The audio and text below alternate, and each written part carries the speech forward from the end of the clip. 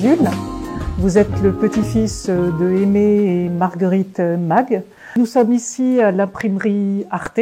C'est une imprimerie que votre famille a rachetée dans les années 60, c'est bien ça, en 64? C'est la de plusieurs imprimeries qu'on avait, soit à Cannes, soit à côté de Paris. Et l'idée était de créer un pôle important pour les artistes en 64. La production, c'est l'imprimerie Arte, et les éditions, c'est les éditions Mag. C'est comme ça depuis les années 30. On a d'un côté un outil de production et un outil de promotion et vente qui sont les éditions. Je partage mon temps à la fois entre l'outil de production, c'est-à-dire les artistes, la gravure, la litho, etc. Et aussi tous les outils d'édition qui est la promotion, la publicité, la vente, la diffusion. C'est certainement l'endroit où on est le plus proche des artistes. C'est certainement l'endroit où on est au plus proche de la création artistique. Et c'est certainement l'endroit où on peut discuter le plus librement avec un artiste. On n'est rien sans eux et c'est pas notre travail. Moi, je suis pas artiste. Mon travail, c'est de leur donner la meilleure façon de s'exprimer. Que ça soit par la gravure ou par la galerie ou par les éditions ou autre chose.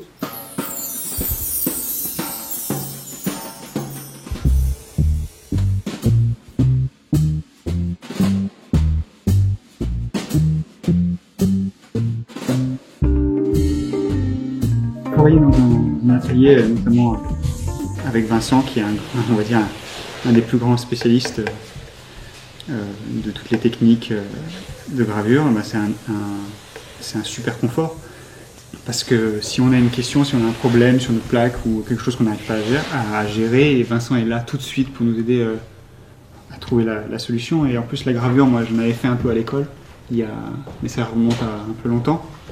Et donc, je suis constamment en train d'apprendre des nouvelles possibilités d'arriver à faire ce que je veux.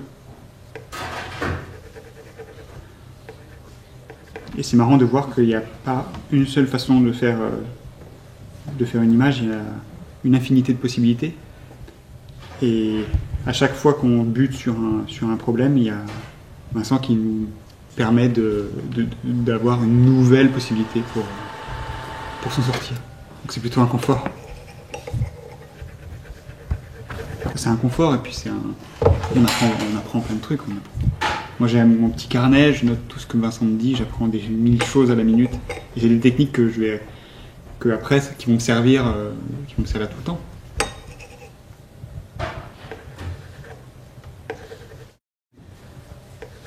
Bien, merci.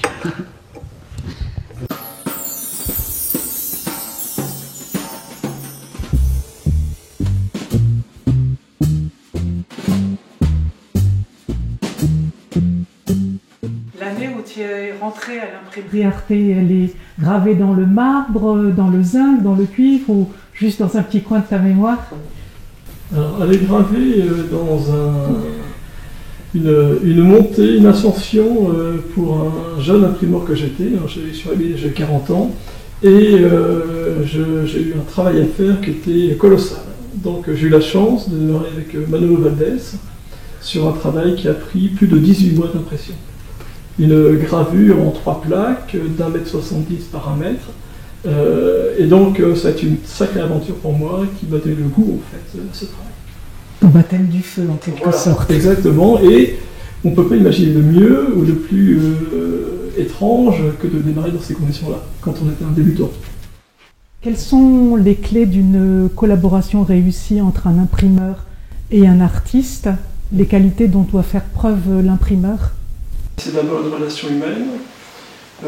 C'est une relation qui se passe toujours très bien parce que l'artiste est invité, hein, il est accueilli, on se prépare à sa venue, donc on développe une stratégie, mais on travaille un peu ce qui va se passer en fait avec l'éditeur, Jules Mag, et donc on sait à peu près où on va et on va rencontrer un homme ou une femme.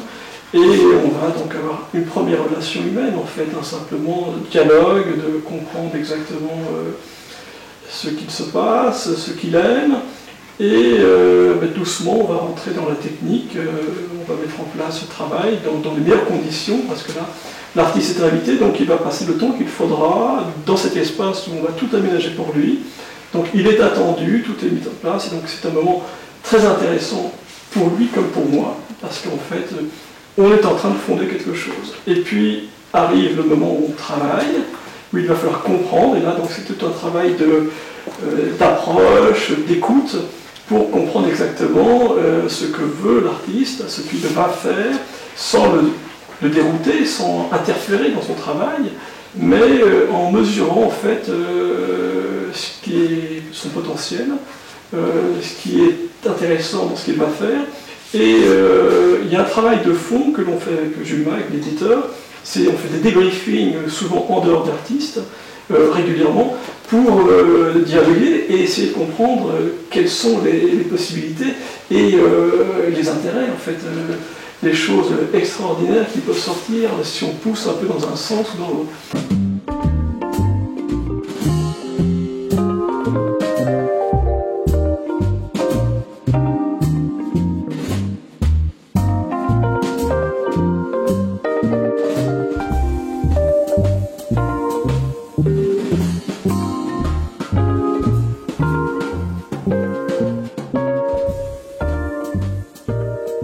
Quels sont les nouveaux artistes qui sont arrivés à partir de 1945? Il y a 3 générations d'artistes.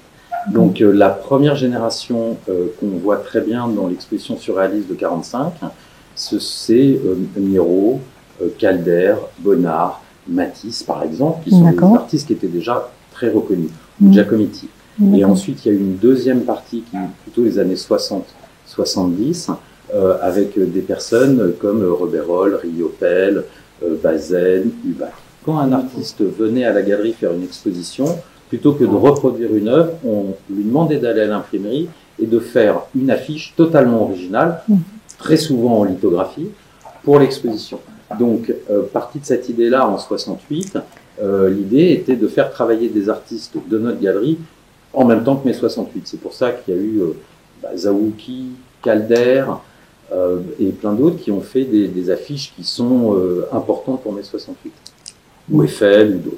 Des artistes comme Nu, comme Bonnard, Braque, etc. sont passés par les imprimeries Mag, mais il y a aussi des BDistes, et ça c'est moins connu, comme par exemple Wolinski, Florence Estac qui habite à côté. Moebius, Jean Giraud, et Bilal bien sûr, ou Tardy. Ça fait partie en fin de compte dans notre histoire du fait qu'il n'y a pas des arts, il y a un art. Donc traiter différemment une personne de BD, d'illustration ou de musique par rapport à un plasticien, pour nous c'est pas dans notre ADN. C'est pour ça qu'on a toujours tout mélangé. Si vous regardez la première exposition de 1945 qui est fondatrice pour nous, c'est un gros mélange. Et si vous regardez les concerts de la Fondation, c'est un énorme mélange. Et aujourd'hui, ça fait partie toujours de notre ADN, c'est de ne pas mettre les artistes dans des cases ou dans des tiroirs. Ce sont des créateurs les uns comme les autres. Dans notre histoire, il y a eu plusieurs événements importants. Il y a eu 64 avec l'ouverture de la Fondation. C'est important parce que c'est la première fondation privée d'Europe. On a commencé avec combien d'œuvres? Aujourd'hui, la Fondation doit avoir à peu près 12 ou 13 000 œuvres. La première donation de mes grands-parents à la Fondation, puisque c'est l'idée de la Fondation, c'est qu'elle s'appartient à elle-même, mais que ses œuvres lui appartiennent. Donc la première donation doit être de 2 ou 3 000 œuvres. Dès le départ, ont été introduits dans la Fondation le théâtre, la musique. Il y a eu des concerts incroyables de la Monte Young, Terry Riley, Sun Ra, des spectacles de Merce Cunningham, ou La Claca de Miro, qui est du théâtre. Après, il y a eu Pierre-Henry, Kagel, Stockhausen. C'est un lieu qui est toujours vivant. Et cet été, on va avoir une grosse exposition et avec des concerts.